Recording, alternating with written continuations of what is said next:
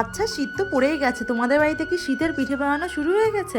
আজকে কিন্তু আমাদের বাড়িতে শীতের পিঠে বানানো হচ্ছে। আর আমি যেহেতু বাপের বাড়িতে এসেছি, সেহেতু আমার মায়ের হাতেই আমি আজকে পুলি পিঠে খাবো। এর জন্যই আমার মা বসে পড়েছে পুলি পিঠের উপরে নকশা করতে। তাছাড়াও আমি ছাড়া আমার দাদু আজকে আসছে এই বাড়িতে পিঠে খেতে। এর জন্যই আজকে পিঠের তো ধুমধারাক্কা লেগে গেছে।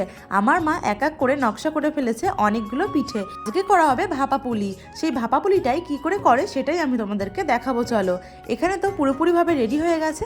আমি তারপরে চলে এসেছি ঘরে। এখন আমি পিঠেগুলোকে ভাপ দেবো। আর ভাপ দিতে তেমন কিছুই লাগে না। একটা হাঁড়িতে জল ভর্তি করে নিয়েছি, তার উপরে দিয়েছি ফুটো গামলা। ফুটো গামলার মধ্যে দিয়েছি এই সমস্ত পিঠেগুলোকে। এখন ধোয়া উঠে গেছে, আমি কিন্তু ঢাকনা দিয়ে রেখেছিলাম। এর জন্যই পিঠেটা খুব তাড়াতাড়ি হয়ে গেছে। চলো এখন এক এক করে নামিয়ে নেওয়া যাক। প্রথমেই আমি আস্তে আস্তে করে তোলার চেষ্টা করছিলাম, পিঠেগুলো যেন আমার না ভেঙে যায়, কিন্তু কি করার, সেই ভেঙেই গেল পিঠেগুলো। তো কিছু করার নেই, এভাবেই আমি তুলে নিয়েছিলাম খুব তাড়াহুড়ো করে। যদি এটাকে কিছুক্ষণ রাখার পরে তোলা হতো, একটু ঠান্ডা করার পরে, তাহলে কিন্তু পিঠেগুলোর এরকম অবস্থা হতো না।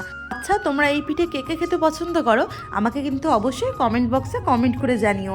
আমি কিন্তু এই পিঠেটা খেতে খুবই পছন্দ করি। যদি হয় দুধ পুলি তাহলে তো আরও বেশি পছন্দ করি, কারণ দুধের জিনিস আমার খুবই পছন্দের আর খুবই পছন্দ করি খেতে।